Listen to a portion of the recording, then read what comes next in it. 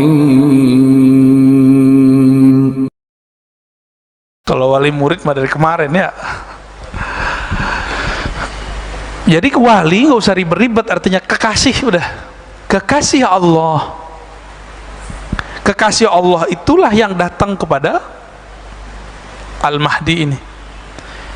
Fa idza ra'a an-nas dzalika atahu abdalus syam fayab'atsu ilaihim ba'than fayazharuna 'alaihim wa dzalika ba'tsu kalbin wa ya'malu fin nasi bi sunnati nabiyyihim wa yulkil islamu bi jiranihi fil ard fayalbasu 7 sinin summa yatawaffa wa yusalli 'alaihi al-muslimun. Kalau versi hadis ini ya, lalu datanglah kepada mereka utusan membantu mereka, utusan Bani Kalb, lalu menghidupkan sunnah Nabi, mengajarkan Islam di bumi, dan hidup di bumi selama 7 tahun, dan diwafatkan dan disolatkan. Ini versi riwayat Ummu Salamah, riwayat Imam Abu Daud yang tadi kita katakan apa kualitasnya dhaif. Jadi gimana? Masih mau dipakai hadisnya? Ya. Kalaupun terjadi, ini kita anggap hadis sahih. Kekhalifahan sekarang udah nggak ada.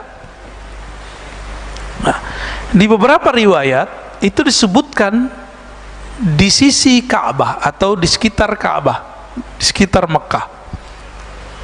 Maka riwayatnya tadi, fayakhruju rajulun min ahli al-Madinati hariban ila Makkah. Lalu keluar seseorang dari ahlul Madinah berangkat lari ke Mekah. Zaman itu jangan dibayangkan lari kayak kita lari, Pak. Ini hariban ila Makkah, ini yang dijelaskan oleh Al-Habib Omar. Di masa itu orang bolak-balik Mekah Madinah sekejap, nggak pakai kendaraan. Maka disebut hariban. Hariban tuh huruf cepat sekali. Ini salah satu karomahnya Imam Al-Mahdi, bolak-balik kemana-mana. Jadi nanti ini sudah nggak ada yang kita sebut sekarang mobil yang kita pakai udah nggak ada, motor yang kita pakai udah nggak ada, Pak. Ini serius loh, Pak ya. Handphone udah nggak ada ntar.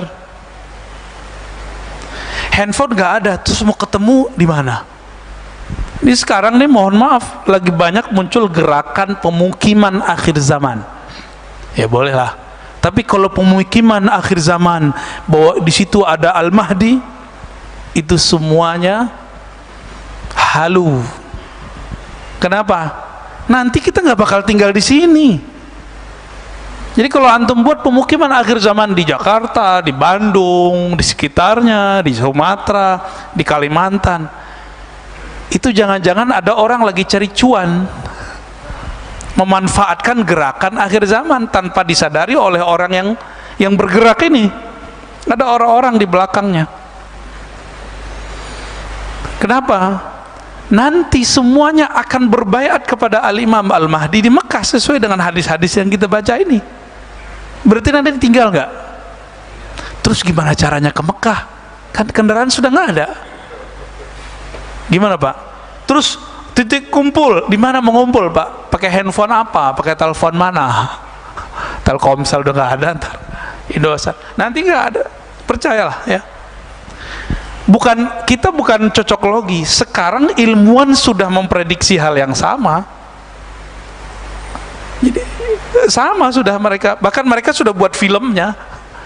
Imajinasi itu kan campuran antara saintifik dengan fiktif, tapi ada kebenarannya. Terus pakai apa, Pak, ketemu itu? Maka disebut Abdalus Syam. Abdalus Syam karena kolbunya selamat, kolbunya bisa berdialog jarak jauh. Seperti terjadi pada Sayyidina Umar. Sayyidina Umar ini kan kutub. Di zamannya kutub dia, tinggi sekali itu, Pak. Selangkah lagi itu di atasnya Nabi udah. Maka Nabi Muhammad mengatakan, seandainya ada Nabi setelahku, Umar kali orangnya, gitu kali. Jadi Nabi candain Umar. Tapi kan enggak ada lagi Nabi setelah Nabi Muhammad SAW. Umar lagi khutbah begini, matanya tahu-tahu melihat ke arah mana gitu, nggak jelas. Terus dia panggil.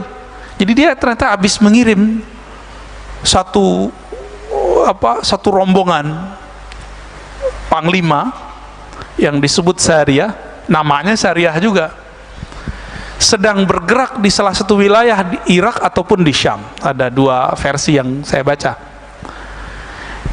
Dia lagi di bawah gunung, di belakang gunung, di belakang bukit sudah ada musuh yang banyak sekali. Jarak Madinah dengan Irak bisa sebulan Pak zaman itu. Pakai motor nggak bisa Pak, kan belum ada.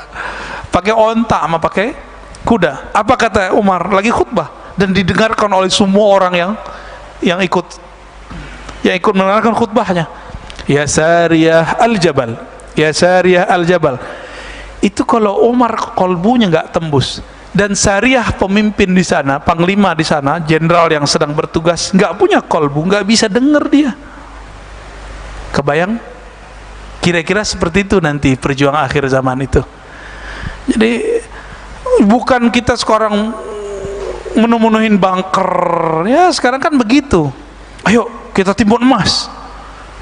Kan ada satu riwayat yang dhaif yang menyebutkan bahwa di akhir zaman itu terjadi kesusahan, kepayahan, paceklik, maka kita harus menimbun harta, mengumpulkan harta di bunker-bunker. Itu halus semua itu Pak. Ya, mana ada di akhir zaman orang selamat pakai duit, pakai emas, nggak ada. Yang selamat tuh pakai kolbu dia. Itu yang disebutkan di Quran, kam min fi'atin qalilatin ghalabat fi'atan katsira. Betapa banyak kelompok kecil bisa mengalahkan kelompok besar. Karena kelompok kecil ini punya kolbu, kelompok besar itu tidak. Kelompok kecil itu jumlahnya dulu cuma 313. Tentara apa namanya? Jalut atau Tolut? Tolut. Tentara Tolut. Ternyata di situ ada Nabi Daud. 313 jumlahnya. Apa kata Allah? Jika kamu melewati sungai, jangan minum banyak-banyak. Minum itu pakai air, nggak boleh tamak. Jadi ngambil air tuh, jadi nggak ngambil pakai gayung, nggak begitu. Udah belajar hikmat mereka dari dulu, sederhana. Ini sekarang cuma diuji amat sedikit saja, baru pandemi udah ngomong kemana-mana ya, kita lapar, kita susah makan, ya salam. Baru zamannya begini kita udah ngeluh. Ntar kalau nanti ada zaman begitu jadi zombie kali ya.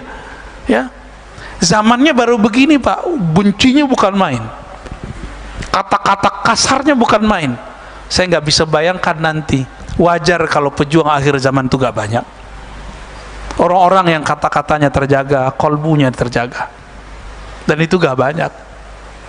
Kita dikit-dikit sudah mulai ini mereka tuh bukan musuh-musuh kita, bayang ada sekarang itu. Belum. Sabar. Ini lagi ada semacam filter, dipisahin. Mana ashabus shimal, mana ashabul yamin. Lagi dipisah-pisah sama Allah ini. Tapi belum jelas Pak. Maka kalau tadi Bapak nyebutin kelompok yang tadi, ya belum juga. Ya, mereka jadi berubah dari tahun kapan ke sekarang. Siapa tahu berubah lagi, wallahu a'lam, ya kan?